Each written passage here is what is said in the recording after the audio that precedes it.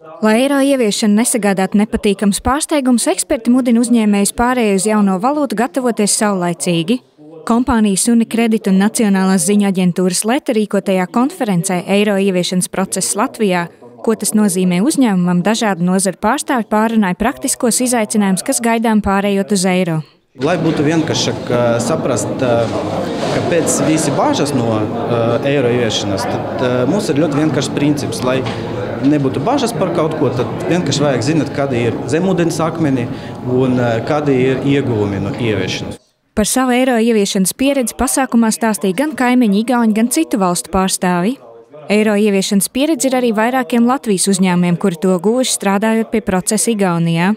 Piemēram, uzņēmumu Hansap, kas tirgo ierīces naudas viltojuma atpazīšanai, pārstāvs norādīja, ka līdz ar eiro biežāk sastopami naudas viltojumi. Igaunijas piemērs rāda, ka kaut arī ļoti liela krasta nepalielinājās viltojumu skaits, tomēr uzņēmumi bija piesardzīgi, viņi iegādājās šo aparatūru un nodrošinājās par to, ka tā nauda var ieplūst. Tas, ka viņi ieplūdīs, tas, ka tas viltojuma skaits palielināsies, tas ir fakts, jo jau tagad šobrīd mēs konstatējam, kad arvien biežākas presē parādās ziņas par to, ka šeit viltojumi ir. Arī viens no Latvijas lielākajiem vietējā kapitāla informācijas tehnoloģiju uzņēmumiem FMS guvis pieredzi Igaunijā. Pat labam tas mudina savus klientus saulaicīgi domāt par pārēju uz eiro un jau rudenī plāno sagatavot nepieciešamos risinājumus savās sistēmās. Mēs šobrīd orientējamies uz to, ka klientiem mēs gribētu risinājumus piegādāt, lai viņi jau varētu viņus sākt taustīt jau septembrī, oktobrī.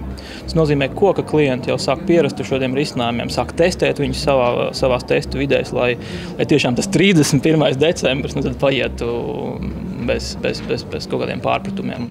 Informācijas tehnoloģiju uzņēmuma Exigence Services sistēmas testēšanas projekti Igaunijā ilguši apmēram 5 mēnešus, un tajos bijuši iesaistīti apmēram 20 cilvēki. Latvijā pagaidām notikušas tikai pārunas. Lieli uzņēmumi, kuriem ir korporatīvie ofisi Skandināvijā, nopietni pie tā pieiet. Bankas, tur Swedbank, DNB un tādi izmēra uzņēmumi. Bet pārējie, kas ir mazāki, man liekas, joprojām vēl nedomā neko darīt šajā jautājumā. Par praktiskajiem uzdevumiem un izmaksām eiro ieviešanas procesā konferencē stāstīja arī Finanšu ministrijas, Latvijas bankas, Latvijas tirgotāju asociācijas un citu institūciju pārstāvji.